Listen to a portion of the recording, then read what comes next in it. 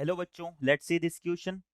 The equations of the common tangents to the parabola y equal to x square and y equal to minus of x minus 2 का whole square is option 1 y equal to 4 times of x minus 1, option 2 y equal to 0, option 3 y equal to minus 4 into x minus 1 और option 4 y equal to minus 30x minus 50. तो बच्चों इस question में हमें दो parabola की equation दी हुई है और बोला गया है कि इन दोनों पैराबोला के रिगार्डिंग हमें इनकी कॉमन टेंजेंट की इक्वेशन फाइंड आउट करनी है। नाउ मैं जो फर्स्ट पैराबोला है y equal to X square, इसके रिगार्डिंग टेंजेंट की इक्वेशन को y equal to M X plus C मान लेता हूं। If y equal to M X plus C is tangent to y equal to X square, then हम क्या कर सकते हैं, y की वैल्यू को यहां पर पुट कर देंगे तो एक्स स्क्वायर में माइनस एम एक्स प्लस सी मेरा क्या हो जाएगा, जीरो के इक्वल हो जाएगा। और ये लाइन इस पैराबोला के लिए टेंजेंट है, तो इससे हमें जो एक्स के दो रूट मिलेंगे वो दोनों सेम होने चाहिए, यानी कि इस इक्वेशन के दोनों रूट्स क्या होने चाहिए, सेम होने चाहिए। और अगर इस इक्वेशन के दोनों रूट सेम है तो इसका डिस्क्रिमिनेंट डी किसके इक्वल हो जाएगा, जीरो के इक्वल हो जाएगा।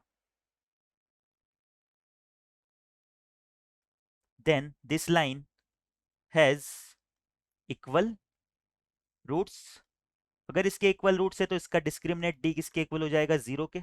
अगर मैं डिस्क्रिमिनेट को जीरो के इक्वल करूं तो क्या होगा, बी स्क्वायर यानी कि M square minus 4 into 1 into C. बच्चों यहां से X square minus M x minus of C आएगा,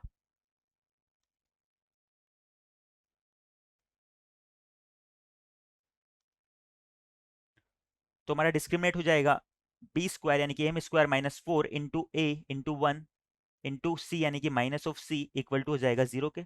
इससे मेरा m square plus 4 c zero के इक्वल आ गया, तो मेरे एम स्क्वायर की वैल्यू क्या आई, माइनस ऑफ 4 सी।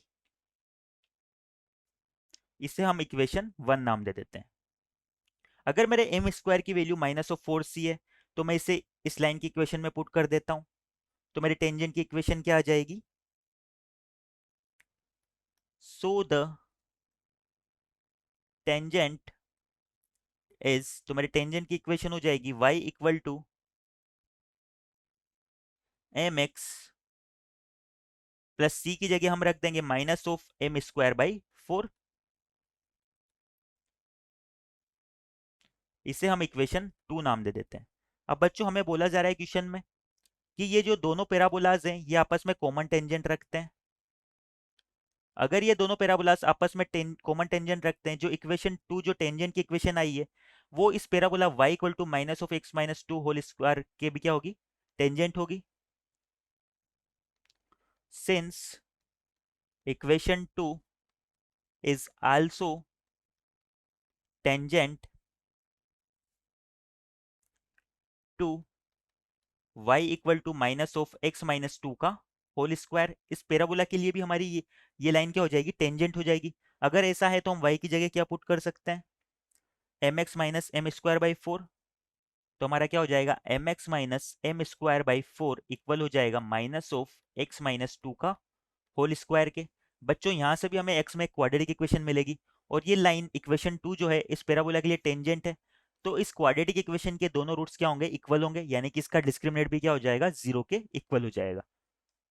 ऐसे हम सिंप्लीफाई करते हैं तो क्या होगा, ये इक्वेशन हमारी हो जाएगी x square plus m minus 4 into x plus 4 minus m square by 4 मेरा इक्वल हो जाएगा जीरो के। नाउ इस लाइन के क्या है, इक्वल रूट्स है, क्योंकि इक्वेशन 2 क्या है, इसकी टेंजेंट है। It has equal roots, therefore इसका जो डिस्क्रिमिनेंट डी है वो मेरा जीरो के इक्वल हो जाएगा। मेरा डिस्क्रिमिनेंट डी जिसे मैं जीरो के इक्वल पुट करूं तो क्या होगा, बी स्क्वायर यानी m माइनस 4 का whole square minus 4 times of a यानी कि 1 इंटू सी यानी कि 4 माइनस एम स्क्वायर बाई 4, ये मेरा जीरो के इक्वल हो जाएगा। इसे सिंप्लीफाई करते हैं तो m square minus 8m plus 16 minus 16 plus m square मेरा किसके इक्वल आ जाएगा, 0 के। यहाँ 16 से 16 कैंसिल हो जाएगा, तो ये मेरा हो जाएगा 2m स्क्वायर माइनस 8m मेरा 0 के इक्वल आ जाएगा। इसमें से मैं 2m को कॉमन निकाल लेता हूँ, तो मेरे पास क्या बच जाएगा, 2m into M minus 4 equal हो जाएगा 0 के। यहाँ से हमें m की दो वैल्यूज मिल जाएगी। m की वैल्यू 0 भी हो सकती है और m की वैल्यू 4 भी हो सकती है। नाउ बच्चों, अगर हम इक्वेशन 1 में देखें तो हमारे पास एम स्क्वायर आया था माइनस ऑफ 4c के इक्वल। हमारा एम स्क्वायर जो है माइनस ऑफ 4c के इक्वल है। नाउ अगर एम स्क्वायर माइनस 4c के इक्वल है और m की वैल्यू 0 है, तो मेरी c की वैल्यू भी क्या हो जाएगी, इस इक्वेशन से 0 हो जाएगी। सिमिलरली जब m की वैल्यू 4 मैं यहाँ पे पुट करूंगा तो मेरी c की वैल्यू क्या हो जाएगी, माइनस ऑफ 4। तो हमारी लाइन की इक्वेशन क्या हो जाएगी, ये हमने y equal to M X plus C मानी थी। देयरफॉर इक्वेशन ऑफ टेंजेंट्स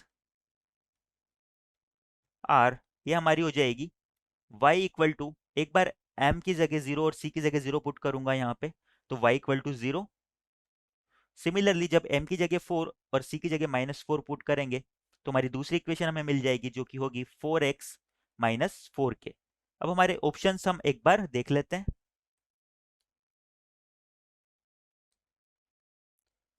तो हमारा ऑप्शन 1 और ऑप्शन 2 ये दोनों क्या हो जाएंगे, करेक्ट हो जाएंगे।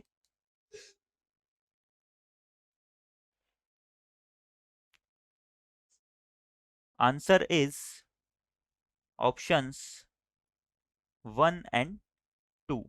I hope you understand it well. Best of luck.